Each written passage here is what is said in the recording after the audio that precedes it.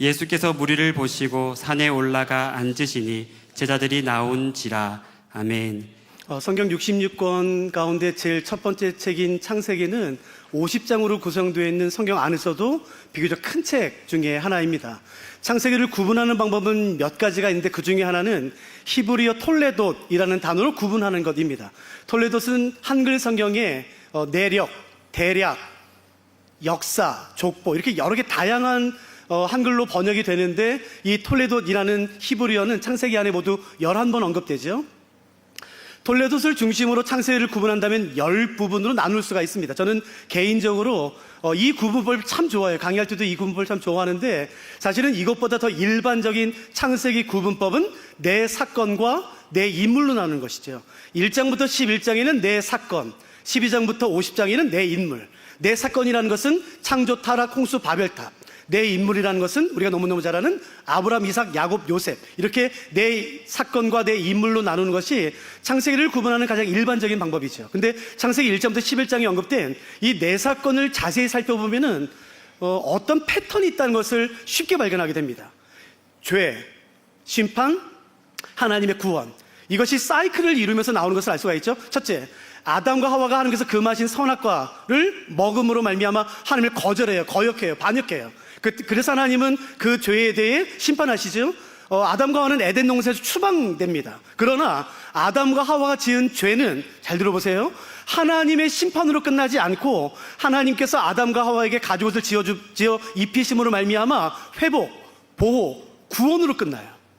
두 번째, 가인이 시기함으로 동생 아벨을 죽여요. 그 사람이 심판하십니다. 가인은 일평생 유리하는 자, 번민하는 자, 방어하는 사람이 돼요. 안식을 못 누리죠. 그런데 가인이 지은 죄는 심판으로 끝나는 게 아니라 하나님이 가인의 이마에 표를 주심으로 말미암아 보호, 회복, 구원으로 끝나요. 세 번째, 인간이 생각하는 것이 항상 악하다고 말합니다. 그래서 하나님이 홍수로 심판하세요. 그런데 인간의 항상 악한 생각과 죄는 하나님의 홍수 심판으로 끝나는 게 아니라 하나님이 무지개 언약을 주심으로 말미암아 보호, 회복, 구원으로 끝나요. 그러니까 창세기 1장부터 11장을 보시면은 죄, 심판, 구원 혹은 회복이라는 어떤 사이클을 발견할 수가 있죠. 그런데 11장이 이상해요. 바벨탑, 하나님을 떠나서 하나님을 등지고 하나님을 거역하고 대적해서 거대한 우상 숭배를 위해 지은 그 거대한 바벨탑, 하나님이 심판하시죠. 언어를 혼잡게 하고 모든 사람을 온 땅 가운데 흩으세요. 그런데 창세기 11장에 보시면은 어디에도 구원이 안 나와요. 어디에도 회복이 안 나와요. 혹시 청년들 가운데 성경 좀 유심히 보신 분들 계시죠? 창세기 11장에서 바벨탑에 대한 하나님의 구원 혹은 회복을 발견한 사람, 만일 발견했다면 여러분 성경 정품 아닙니다. 그거 위험합니다. 안 나와요. 이게 뭘까라는 거예요. 그러니까 여기서 어떤 생각이 드냐면 이제 하나님 계획 바뀌었나? 아무리 인간의 죄를 범해도 심판하시지만 그래도 회복시키셨는데, 그래도 구원을 약속하셨는데 이제는 질리셨나? 이제는 더 이상 구원하지 않으시고 심판으로 모든 걸 끝낼 것인가? 라는 의문이 들게 되는 거예요. 그러나 이 바벨탑에 대한 하나님의 구원은 있습니다. 하나님을 떠나 하나님을 등지고 하나님을 대적하고 우상 숭배를 위한 거대한 제단을 쌓은 그 바벨탑을 쌓은 바로 그곳에서 하나님은 한 사람을 불러내세요. 그리고 그 사람을 통해 이전까지 없었던 새로운 역사를 시작하십니다. 그 사람이 바로 아브라함이에요. 하나님은 아브라함을 바벨탑을 쌓았던 바로 그 장소에서 내버리지 않으시고 그 장소에서 아브라함을 건져내세요.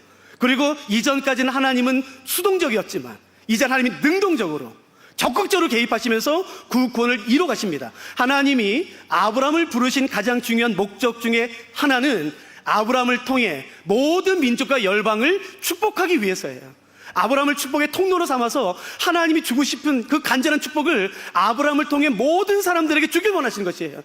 아브라함이 복의 근원, 아니 복 자체가 되어 아브라함을 통해 모든 사람들을 축복하기 위해 하나님은 아브라함을 불러내셨죠. 근데 기억하셔야 될 것은 이 부르심은 아브라함만을 위한 것이 아니라 예수님을 그리스도로 믿는 하나님의 자녀로 부름받고 백성으로 부름받은 우리 모두에게도 동일하게 적용되는 것이에요. 아니 나는 별로 가치 없어요, 나는 하찮은 인생, 그런 말 하시면 안 돼. 왜냐면은 내가 어떤 삶을 살았든, 내가 내 학벌, 내 재정, 내 외모가 어떻든지 간에 하나님이 결정하신 것은 나를 통해 모든 민족과 열방을 축복하려 결정하신 것이에요.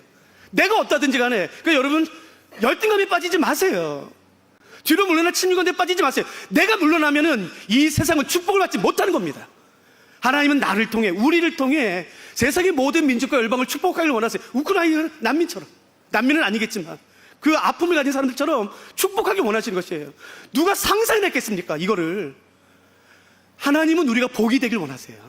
복의 근원이 되길 원하세요. 복의 통로가 되길 원하세요. 그래서 하나님의 복을 전해주길 원해요. 그러므로 하나님의 통로가, 축복의 통로가 되기 위해, 복 자체가 되기 위해 먼저 필요한 것은 뭐냐면은 두 가지예요. 그럼 도대체 하나님이 주기 원하시는 복은 뭐냐는 거예요. 하나님이 주기 원하시는 복은 A인데 내가 이게 B라고 줘요. B가 축복이라고 줘요. 그러면 안 됩니다. 그러므로 우리가 하나님의 축복의 통로로서의 온전한 역할을 감당하기 위해 먼저 하나님이 주기 원하시는 복이 뭐든지 알아야 돼요. 근데 여러분, 근데 그거는 우리의 일반적인 상식과 생각과는 다릅니다. 아무튼 두 번째, 통로가 되기 위해, 축복의 통로가 되기 필요한 것은 뭐냐면은 우리가 먼저 복 자체가 될 필요가 있어요. 우리가 먼저 그 복을 받을 필요가 있어요. 하나님이 정말로 인정하시는, 기뻐하시는 복 있는 사람이 누구인지 우리가 먼저 될 필요가 있죠. 내가 복이 없는데 어떻게 복을 나눠줍니까? 내가 그 복이 뭔지도 모르는데 어떻게 나눠줍니까? 복을 알아야 되고, 복을 소유해야 되고, 하나님 인정하시는 복 있는 사람이 되어야만 되는 것이에요.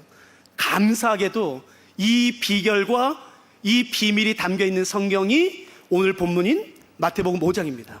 이 마태복음 5장에 하나님이 정말로 열방에 주길 원하시는 복이 무엇인지, 복 있는 사람은 어떤 사람인지, 그리고 어떻게 하면 그 복을 얻게 되고 소유하게 되는지에 대한 다른 것에 전혀 없는 비밀, 비결들이 마태복음 5장에 나와 있습니다. 그래서 오늘 시간이 허락되는 범위 안에서 이 팔복을 좀 살펴보려고 해요. 예수님은 당시에 최고의 슈퍼스타였죠. 예수님에 대한 소문은 순식간에 퍼졌습니다. 어느 한 마을에만 소문이 머물러 있는 것이 아니라 예수님이 나타나시면 그 예수님에 대한 소문은 그 마을의 경계를 넘어서 사방으로 순식간에 퍼졌어요. 오늘 본문 5장 1절 바로 앞절이 4장 25절인데 제가 한번 읽어볼게요. 갈릴리와 데가볼리와 예루살렘과 유대와 요단강 건너편에서 수많은 무리가 따르니라. 예수님이 어디 나타나기만 하시면 한 곳에서 그 마을 사람들만 모인 게 아니라 주변에, 여러분, 예루살렘과 훨씬 너머 지역에서부터 수많은 사람이 몰려들었어요. 예수님은 당대 최고의 슈퍼스타. 그런데 성경은 자세히 보시면 예수님 주변에 모여있는 사람들을 크게 두 부류로 명확하게 구분하여 설명합니다. 첫 번째 부류는 무리, 두 번째는 제자예요. 무리나 제자나 모두 똑같이 예수님 좋아합니다. 예수님에게 환호를 해요. 예수님에게 박수갈채를 보내고 예수님을 환영해요. 예수님 따라다녀요. 예수님 정말 정말 좋아해요. 그러나 성경을 보시면 무리와 제자는 완전 다릅니다. 무리들은 예수님 좋아하죠.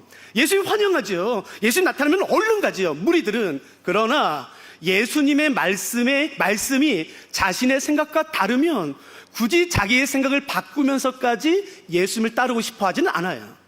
예수님 좋아하죠. 예수님 박수치죠. 신기하죠. 그러나 예수님의 말씀을 지키기 위해 나의 어떤 것을 포기해야 된다면, 내가 희생해야 된다면 굳이 그렇게까지 하면서 예수님을 따를 마음은 없는 사람들이에요. 그래서 무리들은 예수님의 말씀이 나의 생각, 상식, 태도, 습관과 다르고 내가 무엇인가를 포기하고 희생해야 된다면 주저없이 예수님 떠납니다. 조금도 주저하지 않고 예수님의 등을 돌려요. 그래서 심지어 그 환영했던, 박수쳤던 그 손으로 돌을 던지고 예수님에게, 여러분, 그 비아냥거리는 말을 합니다. 심지어 예수 죽여라 라는 말을 서슴없이 하는 사람이 무리예요. 그러나 제자는 다릅니다. 여러분, 어떻게 우리의 생각이, 우리의 습관과 태도가 하나님의 말씀과 다 같을 수 있겠습니까? 그러지 않아요. 달라요. 그런데 제자들은 다르다 할지라도, 내가 하나님의 말씀을 지키기 위해서는 내가 희생해야 된다 할지라도, 대가를 지불해야 된다 할지라도 힘들지만 몸부림치면서 싸우는 사람들이에요. 어떨 땐 이뤄내기도 하지만 어떨 땐 넘어지기도 하죠. 그럼에도 불구하고 포기하지 않고 계속해서 예수님의 말씀을 따르기 위해 몸부림치는 사람들을 성경은 제자라고 말합니다. 기억하세요. 예수님 주변에는 언제나 이 두 부류가 함께 있고 겉으로 보면 모릅니다. 모두 똑같이 박수치고 있어요. 모두 똑같이 노래하고 있어요. 모두 똑같이 손들고 있어요. 겉으로 모릅니다. 그러나 결정적인 순간에 완전히 달라져요. 무리와 제자는 다릅니다. 그러므로 오늘 본문 들을 때에 조심하세요. 5장 1절은 이렇게 설명합니다. 예수께서 무리를 보시고 산에 올라가 앉으시니. 예수님이 갈릴리에 나타나시자 사방에서부터, 전국에서부터 셀 수 없는 수많은 사람들이 예수님 주변으로 싹 몰려들었어요. 예수님이 바라봤습니다. 혹시 머릿속에 한번 이미지를 그려보세요. 수많은 사람들이 예수님 갈릴리에 모였어요.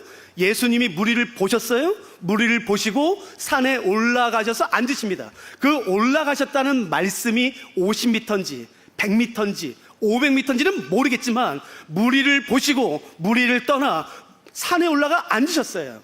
그래서 어떻게 됐나요? 그 무리 중에서 제자들이 나왔어요. 그 제자들을 향해 2절, 입을 열어 가르쳐 가라사대. 그러니까 잘 보세요. 이 팔복은 모든 사람에게 주신 말씀이 아니에요. 무리에게 주신 말씀이 아닙니다. 제자들에게 주신 말씀이에요. 그러므로 이 팔복은 모든 사람에게 해당되는 말씀이 아니라 무리에게 해당되는 말씀이에요. 왜냐하면 그래, 예수가 누군지 한번 관심 가져보자, 뭐 호기심 있네, 그런 사람에게 주시는 말씀이 아니라 제자들에게 주시는 말씀입니다. 그러니까 반드시 기억하세요. 이 팔복이라는 말씀은 모든 사람에게 해당되지 않고 제자들에게만 해당되는 거겠죠. 두 번째, 이 팔복은 구원의 조건으로 제시된 것이 아니라 구원받은 자로서의 합당한 삶의 지침으로 주어진 것이에요. 어떤 사람들은 이 팔복을 구원의 조건으로 제시합니다. 네가 이걸 지켜야, 너의 삶에 이것이 나타나야 네가 구원받은 사람이야. 아니요, 거짓말입니다. 절대 속지 마세요. 행위 구원에, 구원은 오직 예수님을 그리스도로 믿느냐, 그 믿음에 따라 결정되는 것이에요. 팔복은 구원의 조건이 아니라 구원받은 자로서의 합당한 삶, 내가 예수 그리스도의 제자로 살기를 원하는데 그러면 어떻게 하면 되겠습니까에 대한 지침으로 주어진 것이 팔복이에요. 이것을 기반으로 한번 팔복 들어가 보도록 하시죠. 팔복 할 때 이 복으로 번역된 헬라어는 한번 기억해 보세요. 마카리오스라는 단어예요. 좀 낯설겠지만 마카리오스라는 단어예요. 근데 이 마카리오스라는 단어는 한글 성경의 복으로 번역됐죠. 복이에요. 그러나 우리가 일반적으로 흔히 말하는 축복은 아닙니다. blessing, 히브리어로 바라크라는 단어는 아니에요. 이 마카리오스라는 단어는 복으로 번역되지만 절대로 축복으로 번역되지는 않습니다. 그러면 이 마카리오스는 히브리어로 아슈레로 번역돼요. 즉 행복으로 번역됩니다. 그러니까 축복이 아니라 행복이에요. 그러면 목사님, 축복과 행복은 다릅니까? 예, 다르죠. 성경에서 말하는 히브리어 바라크, blessing, 축복은 조건 없이 하나님의 전적인 은혜로 조건 없이 모든 사람에게 주어지는 것이 축복이라면, 행복은요, 조건에 따라 제한된 사람에게 주어지는 것이 행복이에요. 여러분, 그렇다고 제한된 사람을 차별이라 생각하시면 안 됩니다. 왜냐하면 제한된 이란 의미는 본인 자신의 결정과 행동에 따라 주어지기도 하고 주어지지 않기도 하기 때문에 그런 것이에요. 상황 때문이 아니라, 환경 때문이 아니라 전적인 내 책임이에요. 내가 그 조건에 맞는 행동을 하면 그 행복이 주어지는 것이고, 내가 아무리 교회 다닌다 할지라도 그 조건에 맞는 삶을 살지 않으면 여러분 그 행복을 누릴 수가 없는 것이에요. 그러므로 재밌는 것은, 이게 뭐 재밌다 표현해야 되나? 일평생 교회 생활해도 이 행복의 조건에 맞는 삶을 살지 않으면 일평생 이거 모릅니다. 장로, 목사, 선교사라 할지라도 이 행복의 조건에 맞는 삶을 살지 않으면 이 행복을 맛볼 수도 없고, 심지어 야, 세상에 이런 게 있어? 라고 생각하다 죽어요. 그러므로 오늘 본문에 언급된 팔복은 모든 사람에게 주어지는 것이 아니라 내가 어떤 삶을 살기로 결정하느냐에 따라서 주어지기도 하고 주어지지 않기도 하는 것이에요. 여러분, 혹시 그 팔복 8개 다 혹시 기억하는 분 계실까요? 첫째는 심령이 가난한 사람, 애통하는 사람, 온유한 사람, 의에 줄이고 목마른 사람, 긍휼히 여기는 사람. 여섯 번째 뭐죠? 마음이 청결한 사람, 화평케 하는 사람, 그리고 의를 위하여 박해를 받는 사람이에요. 여러분, 교회쯤 다닌 사람들은 팔복 한 번 안 들어본 사람 아무도 없어요. 다 들어봤어요. 그러니까 제가 믿기로는 이 팔복에 대해서 듣거나 성경을 읽으신 분들은 아마 이 팔복의 몇 가지 두드러지는 특징을 이미 발견하셨을 것이라 제가 믿어요. 제가 한번 질문을 대답해 보세요. 복은 8개는 심령이 가난한 사람, 애통하는 사람, 온유한 사람, 의에 줄이고 목마른 사람, 긍휼히 여기는 사람, 마음이 청결한 사람, 화평하게 하는 사람, 의를 위하여 박해를 받는 사람이에요. 성경에 자세히 보시면 이 8개의 복에는 어떤 일반적인 특징이 있습니다. 첫 번째 복과 제일 마지막 복의 특징이 뭔지 아세요? 주어지는 복이 천국이에요.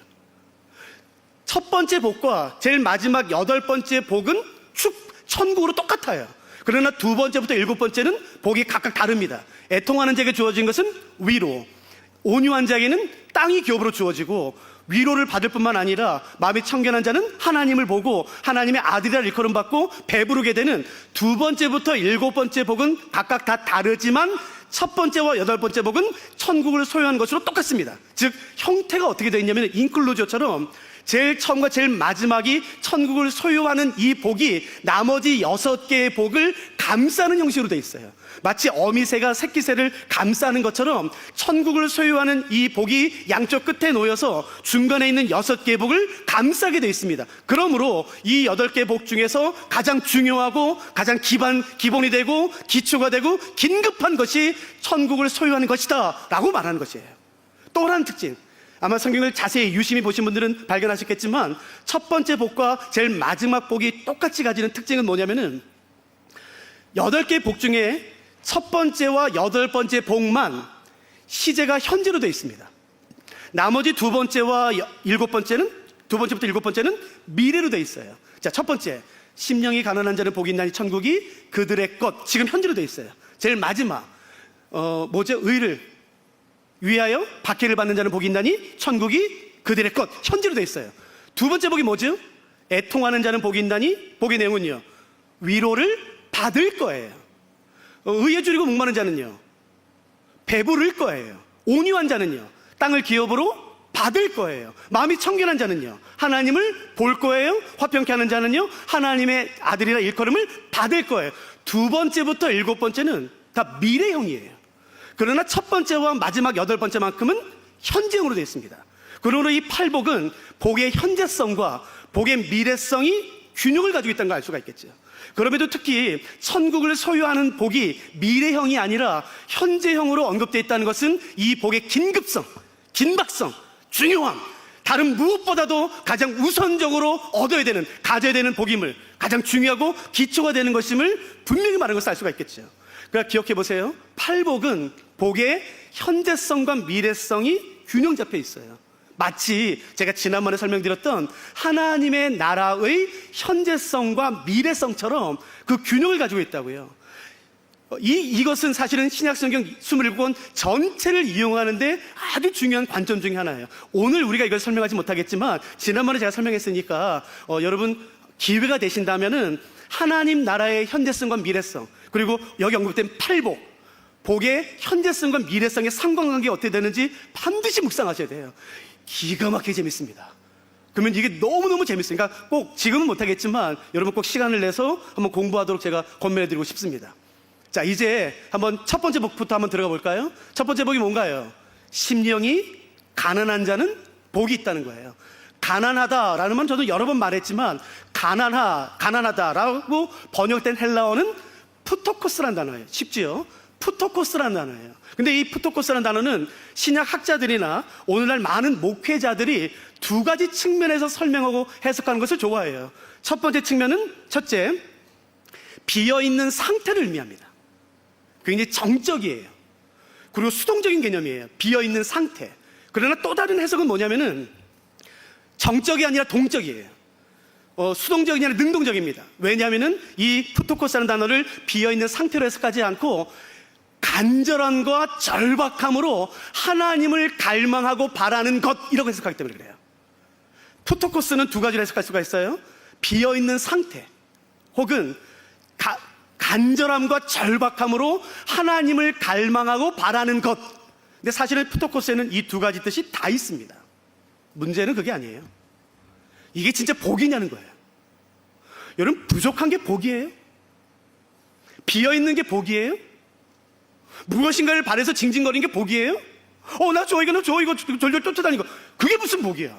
여러분, 예수님 당시에 이스라엘은 로마의 속국에 있었고, 로마 문서 보세요.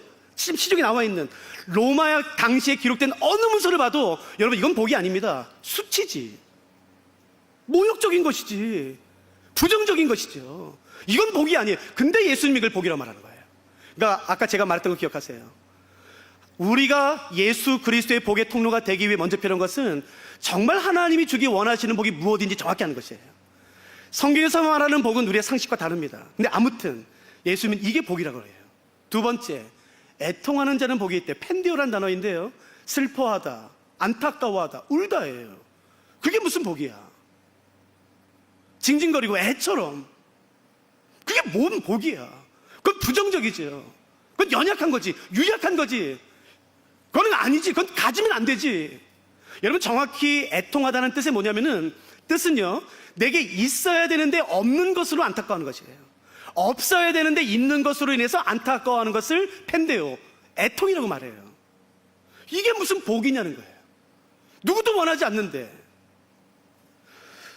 일상생활을 살다 보면 그 뜨거웠던 신앙이 나도 모르게 이렇게 서서히 식어져 가는 걸 느낄 때가 있어요. 그 뜨거웠던 헌신들, 뜨거운 열정, 어느 순간에 식어져 있는 것, 얼음처럼 딱딱하게 굳어있는 걸 발견하게 돼요. 때로는 일상이 바빠서, 아니면 업무가 바빠서, 어떤 관계 때문에, 아니면 어떤 어려움, 낭망, 어떤 들리는 말, 보이는 것, 느껴지는 것, 경험하는 것으로 말미암아 내가 낙담할 때가 있죠. 어떤 좌절할 때가 있지. 어떤 사람 때문에, 어떤 일 때문에, 상사 때문에. 그것으로 말미암아 시간이 지날수록 점점 열정을 잃어버리고 뜨거운 마음을 잃어버리고 점점 식어질 때를 느낄 때가 있어요. 내가 이렇게 된 건 이거 지금 업무가 바빠서 그래. 저 사람 때문이야. 지금 정치적인 이슈 때문에 그래. 경제적인 이슈 때문에 그래. 그래서 내가 지금 이렇게 된 것은 저 사람 때문이야. 저 상황 때문이야. 라고 말을 해요. 여러분, 제가 질문 드려볼 테니까 한번 대답해 보세요. 가장 최근에 하나님을 간절히 찾은 적이 있으세요? 몸부림치면서 그런 적이 언제였었어요? 아니면 죄 때문에, 내게 발견된 어떤 죄 때문에 막 가슴을 치면서 금식하면서 눈이 퉁퉁 불 때까지 울부짖으면서 기도한 적이 있으세요? 최근에 언제예요? 그러면 보세요. 그런 적이 기억이 안 난다면은 그 이유는 드디어 이제 내가 그 완벽한 거룩한 삶을 살게 되었기 때문이죠? 아니에요? 내가 더 이상 예수님을 바라지 않는 이유는 내 뼛속까지, 내 세포 속, 내 호흡까지 예수 그리스도로 가득 충분하게 채워졌기 때문인가요? 아니에요. 마음이 무뎌졌기 때문이에요. 마음이 무감각해졌기 때문에 그래요. 식어졌기 때문에 그래요. 목마름이 느껴지지 않아요. 성경은 우리는 그것을 일상 때문이다, 업무 때문이다 라고 말할지 모르겠지만 아니요, 속지 마세요. 성경은 그 원인과 이유를 정확히 말합니다. 우리의 모든 목마름의 원인은 생수의 그릇 대신 하나님을 버렸기 때문이라고 말합니다. 생수, 여기서 말하는 생수는 끊임없이 솟아나는 물이에요. 아무리 파고 마셔도 끊이지 않는, 마르지 않는, 다함이 없는, 결코 끝이 없는 그 살아있는 물을 생수로 말합니다. 성경은 명확히 말해요. 인간의 모든 목마름과 공허함과 허무함과 이유를 알 수 없는 걱정과 염려와 그 두려움과 방황은 생수의 그릇 대신 하나님을 버렸기 때문이라는 것이에요. 근데 여러분, 비극이 뭔지 아세요? 진짜 비극은 그럼에도 불구하고 하나님을 찾지 않는 것이에요. 끝까지 찾지 않습니다. 내 지금 문제의 원인이 업무 때문이 아니라, 일상 때문이 아니라, 저 사람 때문이 아니라, 정치 누구 때문이 아니라 생수의 그릇 대신 하나님을 버렸기 때문임에도 불구하고 거만한 인간은 절대 하나님 찾지 않습니다. 하나님께 돌아오지 않아요. 여러분, 그게 진짜 비극이에요. 생수의 그릇 대신 하나님이 옆에 계심에도 불구하고 말합니다. 이거 내가 해결할 수 있어. 이거 내가 해결할 수 있어. 저 손으로 땅을 팝니다. 땅을 파요. 근데 성경이 명확히 말하죠. 너가 파는 웅덩이는 너에게 절대 물을 주지 않는다. 너는 절대로 이 웅덩이를 통해 목마름을 해결할 수 없다. 정확히 말해요. 근데 그때 거만한 인간의 선택은 뭔지 아세요? 오케이, 하나님, 당신이 틀렸나 내가 틀렸나 봅시다. 하나님이 틀렸음을 증명하고 싶어요. 그 말을 듣고도 알고도 끝까지 웅덩이를 팝니다. 아니요, 성경은 명확히 말하는 것이, 네가 파는 웅덩이는 너에게 물 한 방울 줄 수 없다. 왜냐하면 네가 파는 웅덩이는 터진 웅덩이고 물이 고이지 않는 터진 웅덩이 때문이라고 명확히 말합니다. 생수의 그릇 대신 내 목마름을 해결할 수 있는 분이 바로 옆에 계심에도 불구하고 절대로 눈길 하나 주지 않아요. 절대로 돌아오지 않아요. 여러분, 인간의 모든 목마름은 생수의 그릇 대신 예수 그리스도로만 채워질 수 있어요. 내가 어떻게 될지 모르겠어요. 청년들 특별히.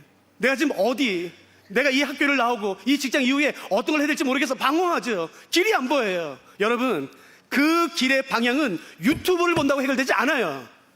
내 생명의 유일한 길이신 예수 그리스도, 내가 곧 길이요 진리요 생명이라 친히 말씀하신 그 길 대신 예수 그리스도로 채워질 때만 나의 모든 방황이 한 발에 끝납니다. 만족스럽지 않은 삶, 그 불안함, 이유를 알 수 없는 염려, 약 먹는다고 해결되지 않아요. 진짜 소망이신, 여러분 진짜 소망이신 예수 그리스도 충만하게 될 때 내 사랑하는 청년들, 그게 한순간에 해결되는 것이에요. 죽음, 여러분 자살한다고 해결되지 않아요. 진짜 생명이신 예수님으로 채워질 때만 가능한 것이에요. 그래서 예수님이 이렇게 말씀하시는 거예요. 심령이 가난한 자가 복이 있다. 하나님, 제가 완전히 벌거벗겨졌고 비워졌습니다. 내가 절망 가운데 있습니다. 내가 어둠 가운데 있습니다. 내가 도대체 뭘 해야 될지 모르겠습니다. 하나님, 방황하고 내 길이 안 보이고 안개가 덮여서 길이 안 보입니다. 하나님, 그렇게 자기의 현 상황을 인정하고 하나님 보좌 앞에 나와서 하나님께 부르짖는 사람, 절박함으로, 여러분 간절함으로 하나님을 찾는 사람이 예수님 말씀하시기를 복이 있다라고 말씀하시는 것이에요. 그러니까 잘 들으세요. 내 의가 아닌 것이에요. 인간의 의는 상대적인 것이에요. 지난주 죄 안 짓고 그래도 깨끗이 산 사람 우리 중에 있을걸요? 왜 없습니까? 그게 자랑입니까? 저도 지난주 돌아봤더니 제 머릿속에 떠오르는 죄가 없어요. 말로, 행동으로, 의도로. 그러면 저는 하나님께 나아갈 자격을 얻었습니까? 아니요, 여러분. 절대 착각하면 안 돼요. 인간의 의 따위는 여러분 상대적인 의고, 아무리 그렇게 의롭게 했다 할지라도 거룩하신 완벽한 의이신 하나님이 바라볼 때는 쓰레기예요, 쓰레기. 배설물 같은 것이에요. 사람의, 인간의 행한 바 그 의로는 누구도 하나님 앞에 나갈 수 없어요. 하나님, 내가 공허합니다. 내가 지금 이 상태입니다. 그 자신의 현 상태를 인정하고 하나님께 나아가 매달리는 사람을 복이 있다고 말하는 것이. 그러므로 오늘 이 자리에 온 사람들 가운데 내가 그런 사람입니다. 잘 왔어요. 그런 사람이 복이 있는 것이에요. 잘 들으세요. 심령이 가난한 자에게 주어지는 복이 뭔지 아세요? 천국입니다.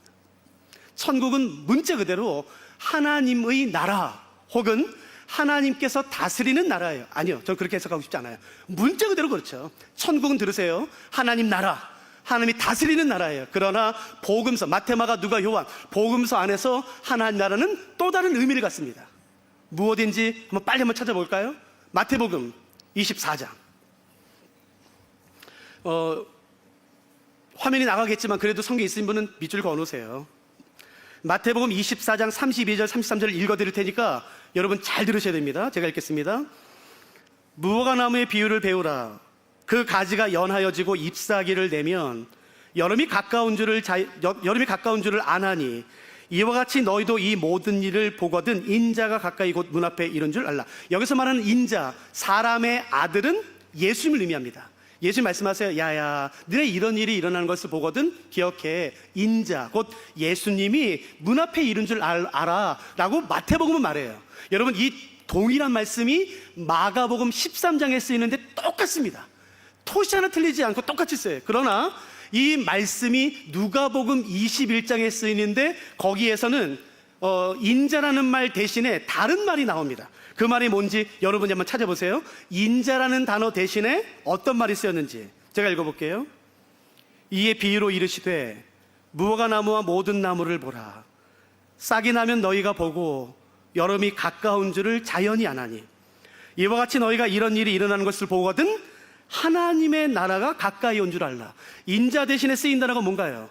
하나님 나라예요. 그러므로 마태, 마가, 누가, 요한 사복음서 안에서 예수님의 역할은 다양합니다. 첫째, 하나님 아들이세요. 구원자세요.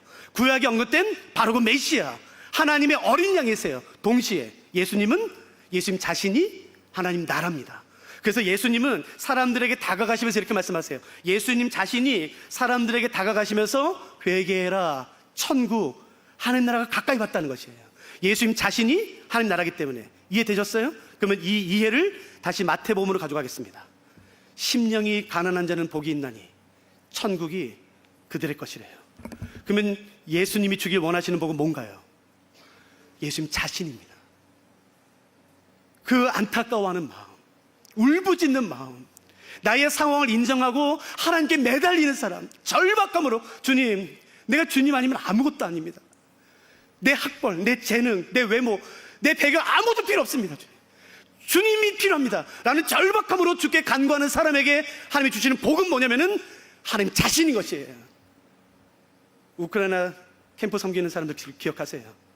여러분이 주어야 되는 것은 하나님, 예수님 자신인 것이에요. 그러니까 여러분이 충만해지십시오. 예수님으로 충만해지지 않고는 전해줄 수 없는 것이에요. 내 모든 삶이, 내 의도가, 내 생각이, 내 모든 기도가, 내 찬양이, 내 모든 삶이 예수님으로 충만하게 될 때 여러분 예수님이 다른 사람에게 전달되는 것이죠. 애통하는 자에게 복이 있대요. 슬피 우는 자에게 복이 있대요. 나에게 하나님을 향한 갈망이 있어야 되는데 없는 것을 슬퍼하는 것, 내내 없어야 되는 음란과 시기와 질투와 그런 온갖 죄악들이 가득해서 그것으로 말미암아 안타까워하는 사람에게는 복이 있대요. 그 복은 뭔지 아세요? 위로예요. 여러분 잘 들어보세요. 헬라어 많이 써서 미안해요. 위로로 번역된 헬라어는 파라칼레오라는 단어예요. 쉬워요. 파라칼레오. 이 단어는 두 단어가 합쳐졌습니다. 파라라는 단어와 칼레오. 파라는 곁에, 옆에란 뜻이에요. 칼레오는 부르다란 뜻이에요. 그러므로 성경적인 위로의 뜻은 뭐겠습니까? 옆으로 부르는 거예요. 그러므로 예수님이 우리를 위로하신다는 문자적 의미는 뭐냐면은 우리를 예수님 곁으로 부르신다는 것이에요. 예수님의 위로는 저 멀리 떨어진 됐어 너 오지 말고 그래 축복받아라 그런 식이 아니라 예수님의 위로는 예수님 곁으로 우리를 부르시는 것이에요. 이것보다 복이 있다고 생각하세요? 저는 지난주 미국 갔다 왔거든요. 거기서 인도네시아 선교사님 이야기를 들었어요. 아시는 것처럼 인도네시아 완전 무슬림 98%. 근데 그분은 인도네시아에서 나병 환자 사역을 하세요. 100% 무슬림. 쳐다도 안 봐요. 네, 여러분 근데 그 사람들이요 완전히 개종했습니다. 마음을 완전히 열었어요. 선교사님이 한 건 딱 하나, 혹시 뭔지 아시겠어요? 아무것도 안 했어요. 가서 하루 종일 그 나병 환자들 손 잡아줬어요. 얼굴 만져주고 안아주고 어떤 사역도 하지 않았는데 몇 개월이 지나고 완전히 달라졌어요. 놀랍지 않습니까? 여러분 정말 힘들 때 누군가가 내 옆에서 나와 함께 울어준 거 기억나세요? 우리가 안타까움으로 예수님 내가 리더인데, 내가 목사인데, 내가 장로인데, 내가 그리스도인인데, 예수님 제자인데 내가 왜 이런 삶을 삽니까? 왜 자꾸 무너집니까? 막 안타까워할 때 예수님이 우리를 예수님 곁으로 부르시는 것이에요. 그리고 그 큰 손으로 날 덮으시는 것이에요. 그리고 잘 들어보세요. 무슨 소리가 들릴까요? 내가 울 때 함께 흐느끼시는 예수의 목소리가 들리는 거예요. 정죄가 아니라, 판단이 아니라 예수님의 위로는 우리를 그분 곁으로 부르시는 것이에요. 시편 23편 다윗이 이렇게 말합니다. 부족함이 없으리로다. 와, 거짓말. 어떻게 부족함이 없을 수 있어? 바로 그 다음 절에 다윗이 뭐라고 말하는지 아세요? 나는 지금 사망의 음침한 골짜기를 지나고 있다고 말해요. 근데 어떻게 부족함이 없어? 그 다음은요, 원수의 목전에 상을 베풀어 주세요. 내 목숨을 노리는 그 송곳니 날카로운 맹수가 나를 물어 죽이려고 바로 앞에 있다고. 근데 어떻게 평안할 수 있어? 근데 다윗은 부족함이 없다는 거예요. 내 잔이 넘치다는 것이에요. 어떻게 해요? 내가 사망의 음침한 골짜기를 다닐지라도 해를 두려워하지 않을 것은, 자, 그 다음은 여러분 해보세요. 주께서 나와 함께 하심이라. 여러분, 주가 동행해 주시는, 주가 나와 동행해 주시는 그 축복이 얼마나 놀라운지 알겠어요? 사랑하는 청년들, 다른 사람을 찾아다니지 마세요. 저 교수만, 저 CEO만 그런 말 하지 마세요. 주님만 나와 동행하면 되는 것이에요. 마태마가 누가 요한 사복음서에 모두 언급된 기적이 있지요. 몇 개 안 돼요. 그 중에 하나가 오병이어입니다. 버리떡 5개, 물고기 2마리. 작아요. 물고기 크잖아요. 물고기 이만하겠습니까? 멸치보다 좀 더 크겠지. 여러분, 그 조그마한 어린아이 그냥 허기 채울 정도의 작은 도시락 하나로 몇 명이 먹었어요? 5,000명? 아닐 겁니다. 왜냐면 거기 나와 있는 5,000명은 남자만이에요. 성인 남자만. 되게 그 당시는 나빴죠. 어린아이, 여성, 노인들은 인구 개수를 안 했으니까. 그래서 대부분의 학자들은 곱하기 3 혹은 곱하기 4를 합니다. 그러니까 15,000명. 최소 어쩌면 2만 명입니다. 보리또 5개 물고기 2마리, 여러분 작은 도시락 하나로 2만 명이 먹었어요. 근데 저는 마태복음 14장이 언급된, 뭐 복음서 다 나오는데 마태복음 본다면 마태복음 14장이 언급된 오병이어 그 표현을 정말 좋아해요. 한번 같이 보시겠어요? 마태복음 14장 20절. 아, 이게 화면이 바로 나오는군요. 14장 20절 보세요. 저는 이 단어가 그렇게 좋아요. 첫 단어, 다 배불리 먹고. 물론 다이어트 하는 분한테는 그렇겠지만 난 이게 너무 좋아요. 누가 우리 집에 왔어요? 내가 식사를 대접했어요? 그러면 나는 그 사람이 돌아갈 때 목사님 제발 제발 그만 주세요. 더 이상 못 먹겠어. 막 밥알이 여기까지 막 튀어나왔으면 좋겠어. 배가 너무 불러. 목사님 제발. 제가 누구랑 식사를 해서 누구 식사 대접할 때에 목사님 오늘 분위기 너무 좋았어요. 이 스테이크 질이 기가 막혔어요. 빨리 가서 근데 라면 먹어야지. 그러면 너무 싫어. 진짜 저를 만나는 모든 사람들은 다 배불렀으면 좋겠어요. 진심으로. 정말 배가 불렀으면 좋겠어요. 근데 난 이 표현이 그렇게 좋아요. 근데 잘 들어보세요. 최소 15,000명, 2만 명이 배부르게 먹은 곳이 어딘지, 그 장소가 어디, 이거 잠깐만 보여주지 마세요. 이거는요. 제가 이건 읽어드릴래요. 아니요, 보여주지 마세요. 여러분이 들으세요. 그리고 여러분이 찾으세요. 이 기적이 일어난 장소, 동네가 어딘지. 예수께서 들으시고 배를 타고 떠나사 따로 빈들에 가시니. 15절이에요. 저녁이 되매 제자들이 나와 이르되 이곳은 빈들이요. 어디예요? 여긴 빈들입니다. 빈들이 뭔 줄 아세요? 거기 빵집 없어요. 편의점도 없어요. 도시도 없어요. 집도 없어요. 백화점은 없어요. 이마트도 없어요. 아무것도 없어요. 심지어 물 한 병 얻을 만한 곳이 없는 곳이 빈들이에요. 근데 어떻게 거기서 배불러? 잘 들으세요, 내 청년들. 중요한 것은 내가 어디 있느냐가 아니에요. 누구와 함께 있느냐예요. 난 이 진리를 알았으면 좋겠어요. 제발 아세요. 어디 있느냐가 중요하지 않아. 내가 지금 사망의 음침한 골짜기 있는 사람이 여기 왜 없겠습니까? 지금 죽을 만큼 있는 사람이 여기 왜 없겠습니까? 그 원수, 맹수 앞에서 왜 없어요, 여기? 다 푸른 초장이 그러지 않아요. 기억하세요. 내가 아무리 맹수 앞에 있다 할지라도 사망의 음침한 골짜기를 가도 두려워하지 마세요. 예수님이 나와 함께 하시면 끝인 거야. 두려워하지 마세요. 염려하지 마세요. 다른 걸로 채우지 마세요. 다른 사람에 무릎 꿇지 마세요. 청년들, 오직 예수 그리스도 앞에 무릎 꿇는 것이에요. 주님만이 내 왕이시고 주님만이 내 소망이시고 예수 그리스도로 나의 모든 삶이 채워지도록. 그리고 청년들, 예수님의 손에는 늘 나를 위해 준비된 선물이 준비되어 있어요. 걱정하지 마세요. 그러나 내 시선은 예수님의 손에 있으면 안 되는 거예요. 나를 위해 준비된 그 선물에 있으면 안 되는 것이에요. 내 시선은 그 선물을 준비하신 예수님 자신에게 있어야 되는 거죠. 오늘 그 예수님을 더 갖기 원하는 사람 있어요? 난 원해. 난 정말 예수님으로 충만해졌으면 좋겠어요. 난 정말 예수님으로 충만해졌으면 좋겠어. 다른 게 아니라 오직 예수, 그 예수님의 생명, 그 길, 그 깨끗한 기쁨이에요.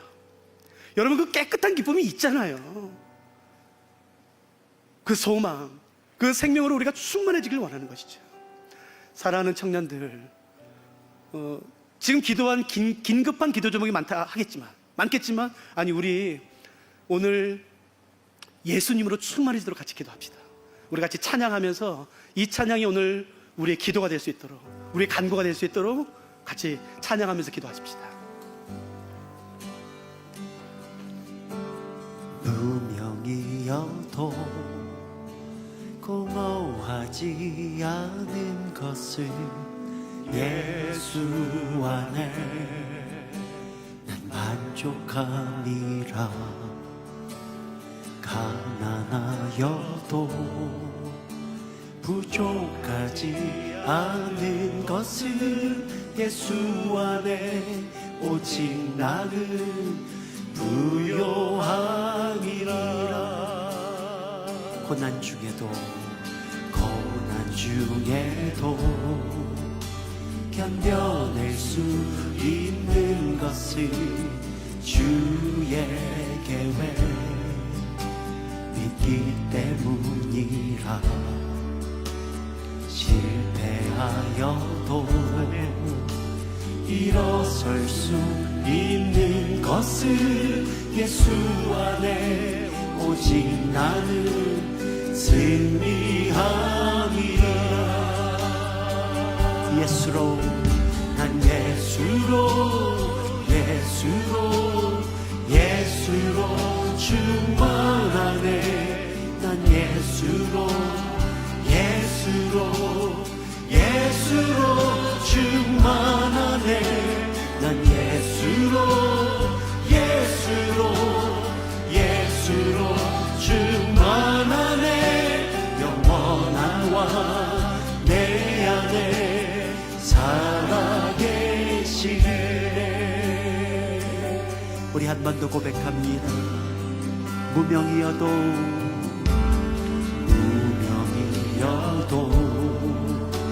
공허하지 않은 것은 예수 안에 난 만족하리라. 가난하여도 부족하지 않은 것은 예수 안에 오직 나는 부요함이라. 고난 중에도 견뎌낼 수 있는 것, 우리 청년들에게 그 놀랍게 있는 것은 주의 믿기 때문이라. 실패하여도 일어설 수 있는 것, 예수님 예수 안에 승리함이라. 우리 함께 난 예수로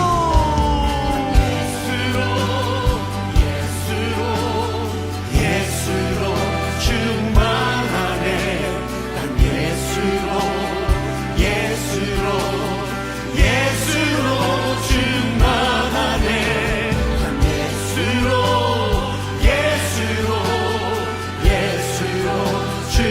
충만하네. 영원한 왕 내 안에 난 예수로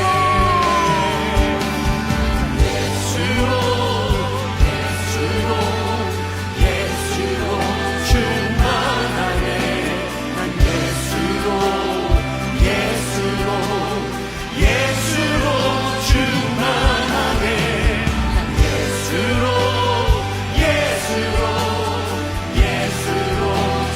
충만하네. 영원한 왕 내 안에 살아계시네. 난 예수로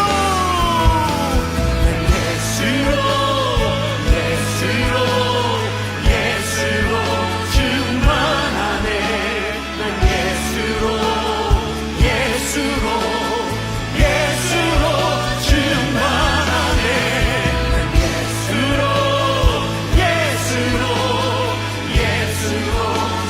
충만하네.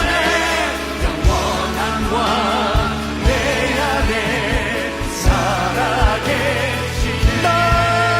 예수로 충만하네. 난 예수로 충만하네. 난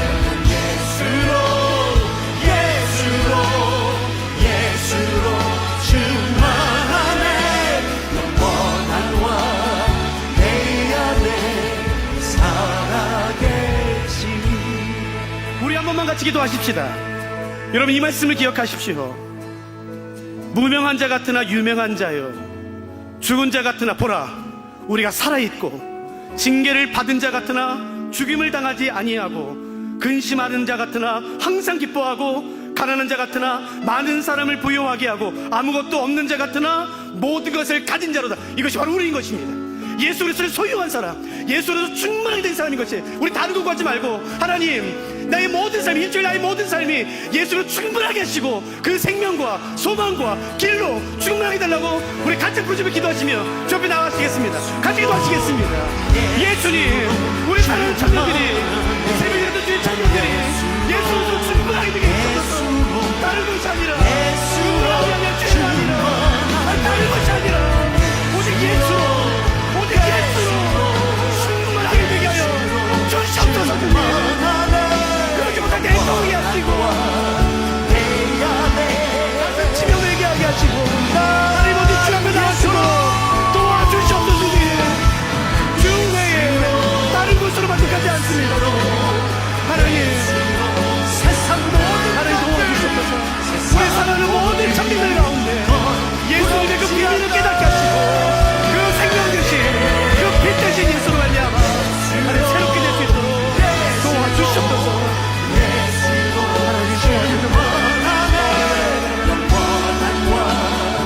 내 안에 살아계시네. 난 예수로,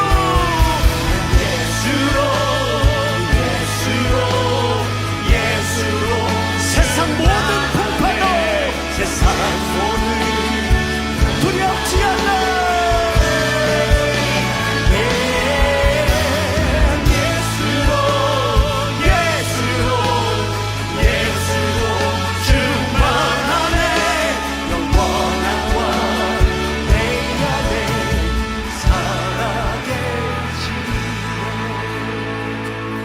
살아계신 하나님, 우리가 외로울 때 더럽고 추악한 정욕과 쾌락으로 우리의 빈 마음을 채우지 않도록 도와주십시오.